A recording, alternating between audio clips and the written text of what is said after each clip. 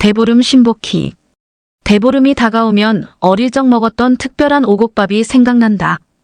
정월 대보름 아침에는 식구들 모두 둘러앉아 찹쌀로 지은 맛있는 밥과 나물 반찬을 먹었다. 나물 반찬과 꼭 함께 빠뜨리지 않는 두부 부침이 있다. 보름날 아침에 두부를 먹으면 몸이 마른 아이들도 살이 찐다고 했다. 또 그날은 김치를 먹지 않았다. 대보름날 먹는 갖가지 나물 반찬은 겨우내 부족한 영양소를 섭취하고 신진대사를 좋게 하기 위한 것들로 과학적으로도 그 효과가 입증되었다. 아침밥을 먹은 아이들은 몇 명씩 모여 집집을 돌며 조리에 찰밥을 조금씩 얻었는데 이를 백가반이라 불렀다. 지방에 따라 새집밥을 먹지 않은 아이는 병이 나고 몸이 마른다는 속설이 전해지기도 한다. 우리 동네에는 대문이 2개 있는 큰 2층 집이 있었다. 평소에는 대문인 앞문을 사용하지만 보름날엔 작은 문인 뒷문을 활짝 열었다. 뒷문이 열리면 바로 보이는 것이 임시 아궁이에 걸린 커다란 가마솥이다. 열린 작은 문으로 아이들이 들어가면 아주머니는 솥뚜껑을 열어젖혔다. 무럭무럭 김이 오르는 밥솥에서 오곡에다 밤과 잣까지 넣은 맛 좋은 밥을 우리 모두에게 조리가 꽉 차도록 소복이 담아주었다. 오곡밥을 얻으러 다니던 그 시절에는 대보름도 설이나 추석에 버금가는 명절로 생각했다.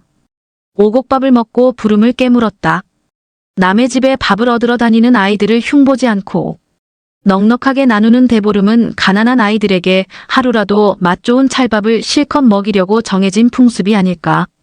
이젠 인정 나누는 풍습이 사라졌지만 대문이 2개 있던 2층 집을 생각하면 지금도 아련한 추억이 따뜻하게 밀려온다. 우리에게 대보름이 있다면 서양에는 할로윈데이가 있다. 할로윈데이도 오곡밥을 얻으러 다니는 것과 비슷하게 어린이들이 이웃집을 돌며 과자를 얻어가는 날이다. 대보름과 할로윈데이는 둘 다 겨울에 쇠는 명절이다. 겨울은 여름보다 먹을거리가 많지 않고 동네 사람들의 왕래도 적다. 겨우내 굶는 이웃은 없는지 혹여 힘들게 사는 이웃이 있다면 그 안부를 알기 위해서 먼 옛날 그런 풍습이 생기지 않았을까. 할로윈데이는 오늘날 발전하여 어린이뿐 아니라 성인들까지 함께 즐기는 날이 되었다. 어린이가 이웃집에 과자를 얻으러 갈 때는 가면을 쓰고 가는 것이 전통이다. 10대 청소년들은 학교에서 가면과 아름다운 의상을 입고 댄스 파티도 즐긴다. 요즘은 성인들 사이에서도 가장 무도회를 열어 이웃과 함께 어울린다. 무도회에 참석하는 사람들은 자신이 존경하는 인물이나 역사적으로 유명한 위인, 혹은 정치인이나 연예인들의 모습으로 분장하기를 좋아한다. 대도시에서는 특별한 의상을 차려 입은 부모와 아이들이 초저녁부터 번화한 백화점 앞이나 광장에 모인다. 기업에서는 광고를 위해 여러 가지 게임과 판촉용 과자가 들어있는 선물을 어린이들에게 안긴다. 이날은 기괴한 의상을 입은 부모와 어린이일수록 인가가 높아서 카메라 플래시가 많이 터지고 TV 화면을 채우거나 신문 사회면을 장식한다. 일부 사람들은 전 세계의 불우한 어린이들을 위하여 음식이나 약품을 보내주기 위하여 돈을 모으는 자선 활동을 하기도 한다. 할로윈데이 축제가 확장되어 어린이뿐 아니라 국민 모두가 즐기는 문화로 변하는 모습을 보면 명맥만 이어가는 우리의 대보름이 아쉽다.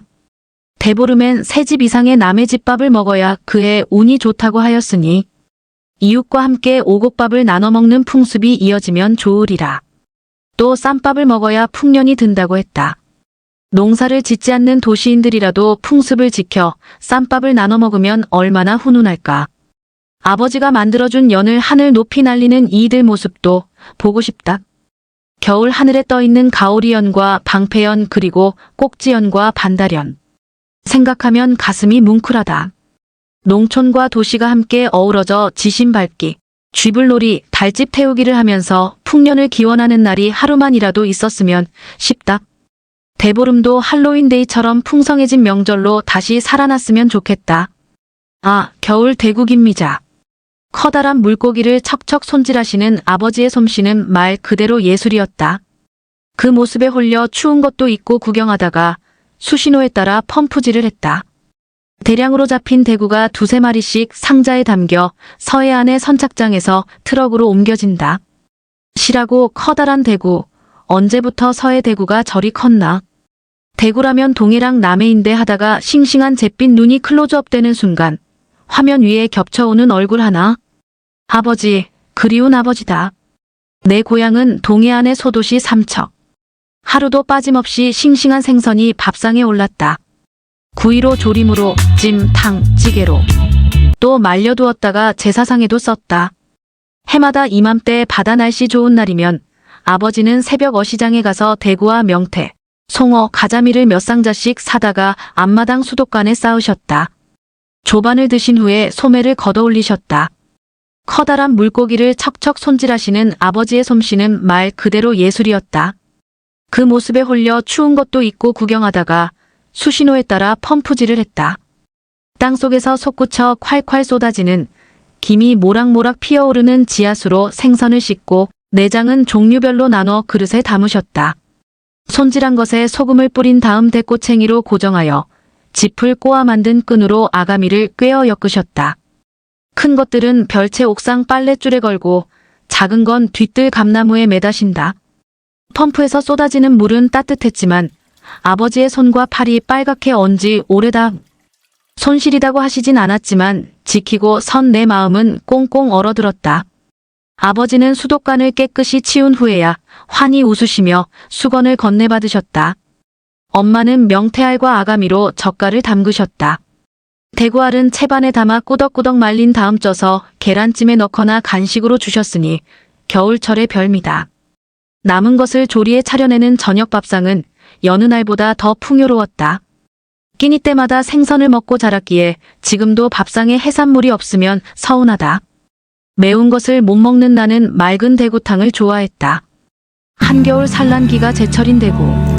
이리를 넣고 끓이면 국물이 뽀얘지고 맛도 한결 나아서 수컷이 더 대접받는다. 멸치와 새우, 다시마를 우린 물에 툭툭 썬 물을 넣고 마늘, 고추와 함께 끓여낸 국물이며 포슬포슬한 속살. 아, 입맛이 절로 다셔진다. 야들야들한 촉감에 혀 위에서 사르르 녹는 이리 연갈색. 고소한 간, 향긋한 미나리와 쑥갓, 달짝지근한 파고명. 절로 입맛을 다시게 된다. 쫄깃한 눈과 부드럽고 고소한 알을 서로 먹으려고 동생들과 다투던 일이 어제만 같다. 가끔 뜨끈한 것이 생각날 때 찾는 동네 식당의 냉동 대구탕은 대구 본래의 부드러운 맛을 아주 잃었다. 잘 먹고도 찜찜하다. 그래서 손질된 생대구를 사다가 끓여보지만 고유한 맛을 느껴보기가 쉽지 않다. 명태를 얼린 동태는 그럭저럭 먹을만하나 대구는 역시 갓 잡은 것이 제격이다. 언젠가 진해에 살던 남동생이 누이들 맛보라며 싱싱한 거제도 대구를 고속버스 편으로 보내왔다. 나에게도 큰 것 2마리가 배당되어 직접 다듬게 되었다. 김장용 큰 도마를 채우고도 넘치는 위용이라니. 처음 해보는 데여 손질에 겁이나 망설이다 용기를 냈다.